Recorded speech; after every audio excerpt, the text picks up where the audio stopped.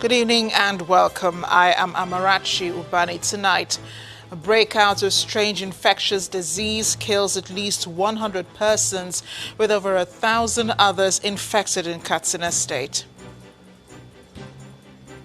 Fate of state government workers hangs in the balance as Governors Forum insists each state will determine new minimum wage payment plan in line with their internally generated revenue.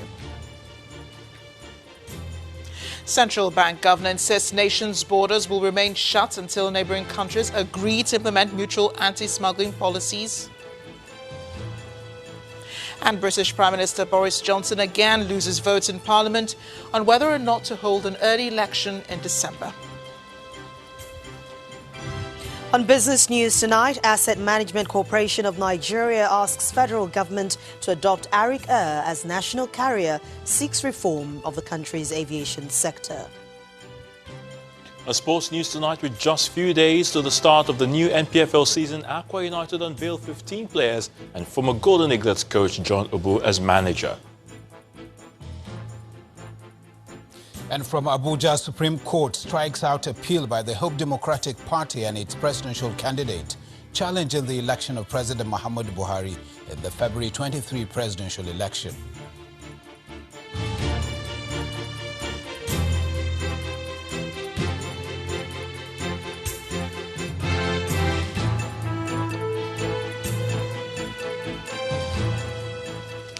There's been an emergency health situation in Matazu local government area of Katsina State, where more than 100 people are said to have died in the past 3 weeks following the outbreak of a strange illness suspected to be yellow fever. Several others are said to be receiving treatment in various healthcare facilities in the local government area. Our correspondents also gathered that the incident started about 3 weeks ago in Kogware town. Had about 36 cases reported. The vaccination is the sure way we can contain this dreadful disease, yellow fever. That was September, when the yellow fever disease shook Katsina State. Immediately, a yellow fever preventive mass vaccination campaign was rolled out to contain the spread. 20 days after the campaign, the news is anything but cheerful, with the casualty figures reported to be in the region over 100 deaths in affected communities. This is the list of those killed by yellow fever. The local clinic is doing its best to take care of sufferers, but from the look of things, the absence of amenities makes the capacity to provide adequate service an uphill task. The patients say it all began with a strange feeling. I was down with fever for about 4 days, but I'm recovering. I felt feverish when spraying insecticide on my beans plantation.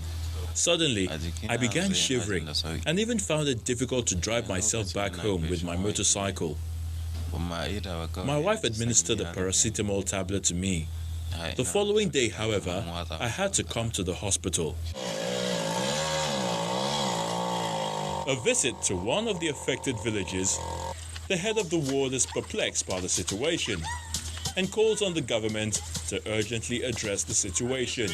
Every day we are receiving dead people. Every day we are carrying our people to hospitals, clinics and dispensaries for treatment. Right now, some are in their houses. They cannot do anything. A situation the executive secretary of the state's primary healthcare agency says is being tackled, albeit with some hitches. By the time we went there, of course, there was an issue of late reporting. People have died before our attention was called to that. And what we are dealing with, based on the preliminary investigation, is we are dealing with yellow fever, cases. So, as the authorities continue in their efforts to ensure that the necessary medication reaches the people, communities have now been advised to be vigilant and report cases of discomfort immediately to the health centers to avert more casualties. Away from Katsina State, the resolution on the new minimum wage consequential adjustment may mean good news for federal civil servants, but the story seems different for their counterparts in the state, whose fate now hangs in the balance. That's because the Nigerian Governors Forum says payment will be determined by each state. The chairman of the forum, Mr. Kayode Fayemi, says governors are ready to comply with a 30,000 naira minimum wage as negotiated, but they cannot be forced to comply with the consequential adjustment. According to him, payment will be determined majorly by the internally generated revenue of each state and the number of civil servants on their payroll. For us, we've always been clear, this was a national minimum wage increase, not a general minimum wage increase, a general minimum wage review. So to that extent, we don't want the media to confuse issues. It's about a national minimum wage increase. And yes, that may necessitate consequential increments. We have no doubt about that. But that's a matter for the state to discuss with their workers. The best that the forum can do is stick to what has been agreed with states. States were part of the tripartite negotiations. States agreed to 30,000 naira minimum wage. But states also know that there will be consequential adjustments, but that will be determined by what happens on a state-by-state basis, because there are different number of workers at state level, there are different issues at state level. Every state has its own trade union, joint negotiating committee, and they will undertake this discussion with their state governments.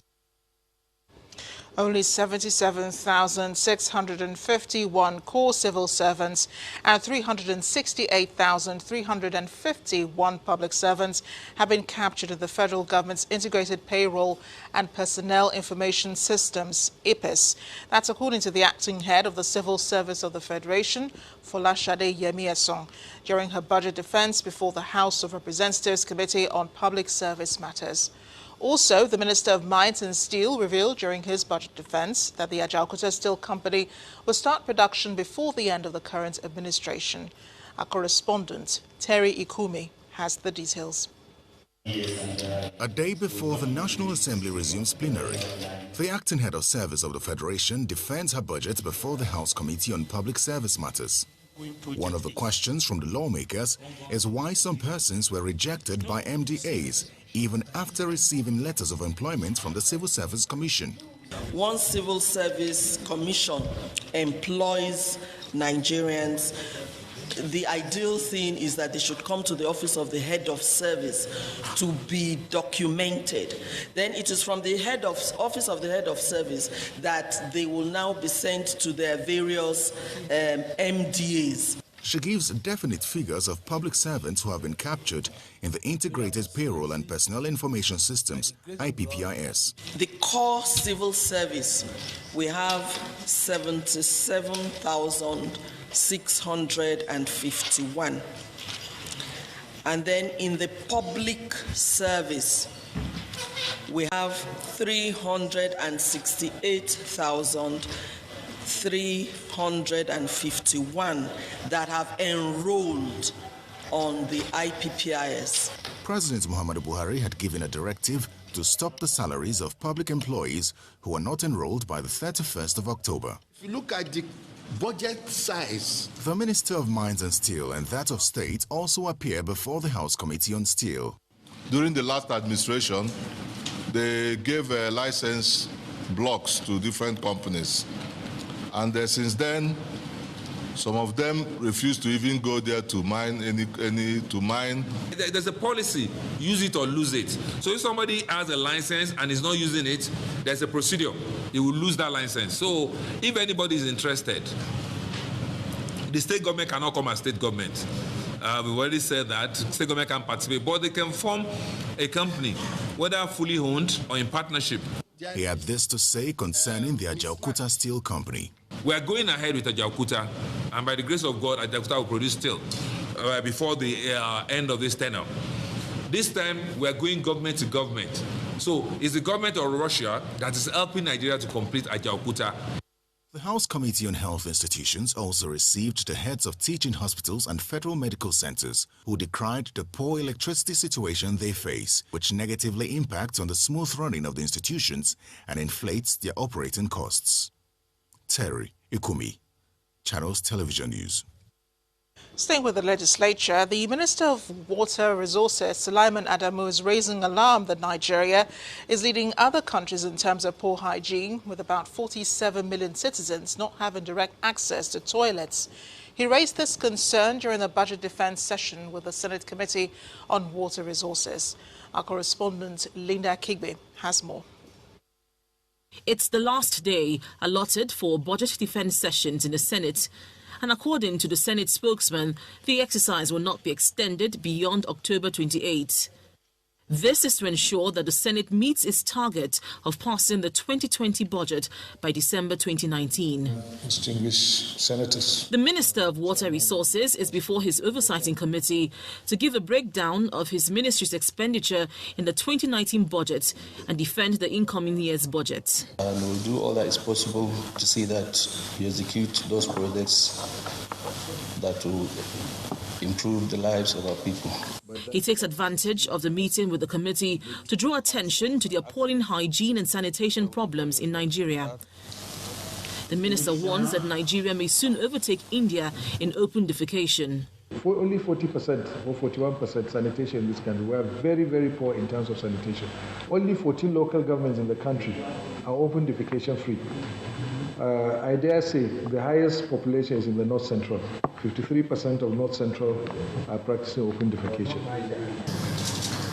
Away from the budget defense sessions, the Academic Staff Union of Universities, ASU, is describing the Integrated Payroll and Personnel Information System, IPIS, as a scam intended to strip universities of autonomy.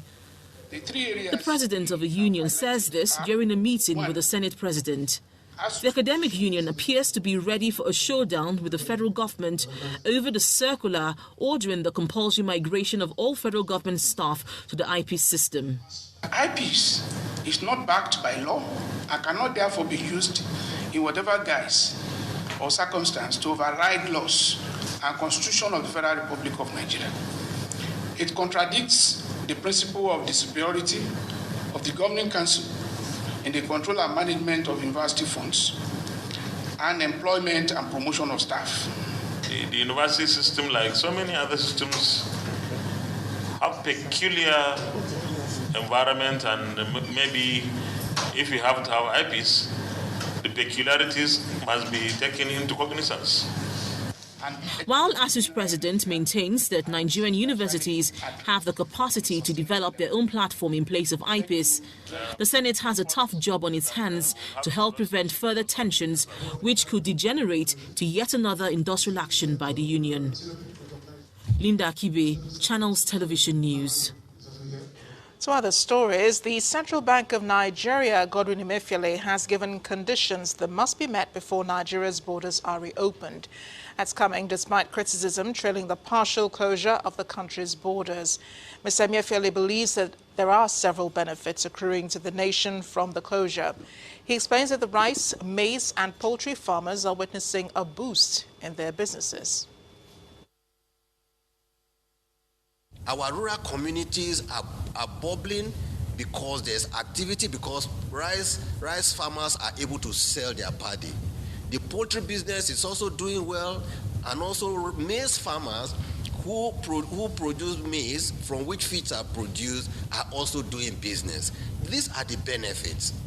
Gentlemen, we are not saying that, that the border should be closed in perpetuity, but that before the border can be reopened, there must be concrete engagements with countries that are involved in using their ports and their countries as landing ports for bringing in goods that are smuggled into Nigeria.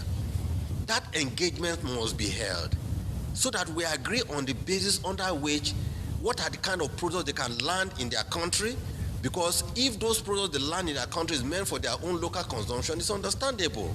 But the fact that those products are landed in their country and then transshipped or smuggled into Nigeria is something that I'm sure you all agree as Nigerians we should not allow to happen, because it undermines our economic policy, it undermines our own desire to ensure that industries are alive and jobs are created in Nigeria.